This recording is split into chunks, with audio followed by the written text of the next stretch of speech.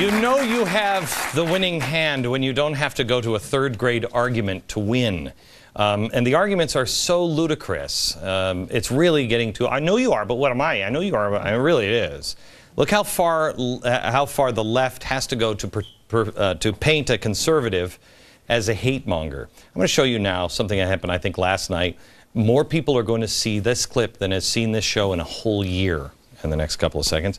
Here is Chris Matthews responding to Michelle Bachmann, who had the unmitigated nerve to praise the founders. Watch this. We have to recapture the founders' vision of a constitutionally conservative government if we are to secure the promise for the future. What is this, Michael, the Protestant Reformation? That somehow we're going back to the purity of the original Christian church. We're going back to the original perfection of slaveholders and how perfect they were. And government is the enemy.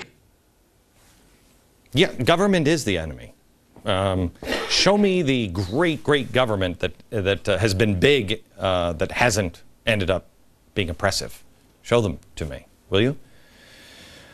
Here he is jumping through hoops, and he's ignoring the creation of the greatest country the world has ever seen, ever. He ignores the brilliance of the Constitution, the power of the Declaration of Independence, skips all of that, and declares that Michelle Bachmann must have meant that she wants America to return to slavery. I know you are, but what am I? Come on, Chris, please. Let me ask, how many are conservatives? Oh my goodness, there's no diversity of thought here. Let me ask you this. How many want to return to slavery? Oh, come on.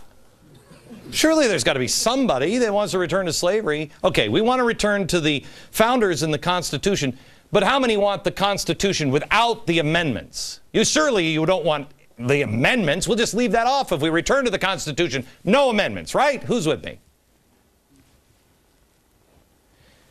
Isn't one of the amendments that we stop slavery? The only one that I would like to overturn is the IRS one.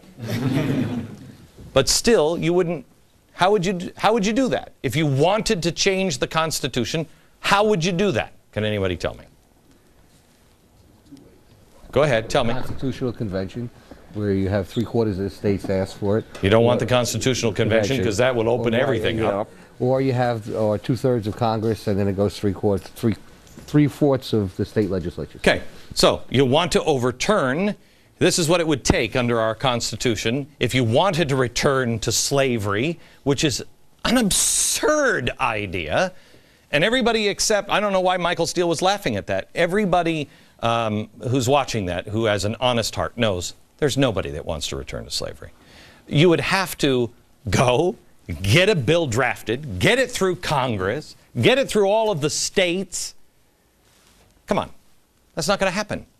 George Soros couldn't make that happen. So what is that all about? What is that clip really about? It's vilifying.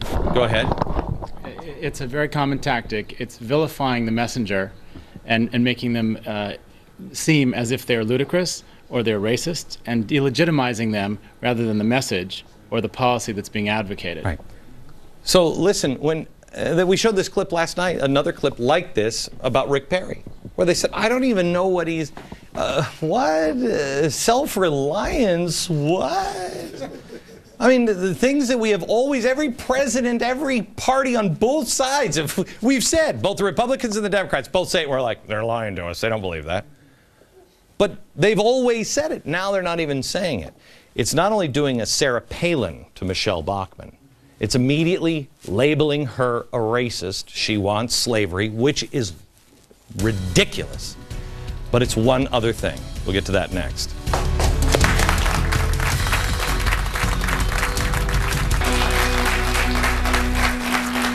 All right. We've been talking about courage tonight and the importance of having courage. We only have 2 shows and 7 minutes left. 2 hours and 7 minutes on this network for me to share with you what I think is important. You cannot have courage, or it's ridiculous to have courage, if you don't have a conviction. What are you fighting for? What are you fighting for if you don't have something that you're committed to?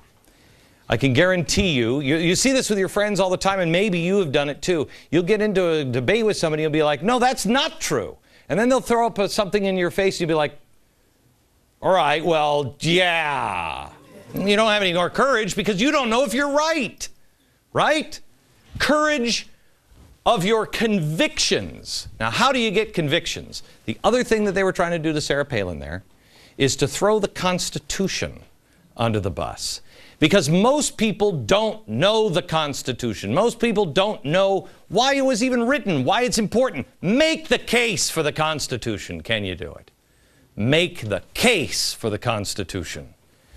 You know how you have conviction? I think it's a three-step process. You, one, educate yourself. You, two, you question everything. Don't take it from me. Don't take it from anybody else. Question everything. Even the things that you really truly believe are true. Don't just let them sit there. The third, anybody guess?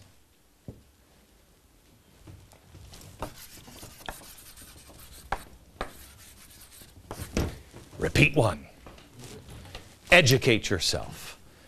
Because we're growing. The things that I believed 2 years ago, the things that you believed when you started watching this show 2 years ago, do you believe the same things?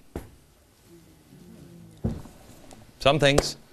Some things you don't. Are there things that you believe today that when you started watching the show 2 years ago, you would have said, if I would have introduced you to the Bob of the future, you would have said, no way, Bob. Bob's never going to believe that, right? Yeah, absolutely. You educated yourself, you questioned everything. But then things changed that made you see things in a different light. And you went back and you educated yourself again. It's the only way we can have courage is to know what we believe, know what's worth fighting for. What's, in the grand scheme of things, what do you actually stand for? On tomorrow's program, I want to share some things with you. There is a report that is out now from CBN. This report says, can you put this up? This report says that analysts now in Washington are worried about the Arab Spring because, well, it may have some unintended consequences. You don't want to miss tomorrow's program. The last regular broadcast of this program is Thursday. We'll see you tomorrow. Back in just a second. Final thoughts. All right, we have 2 shows remaining, tonight and tomorrow. Tell all your friends and make sure you're joining us tomorrow and Thursday for the final episodes here on the Fox News channel. And sign up so we can stay in touch with each other. Go to glennbeck.com right now. From New York, good night, America.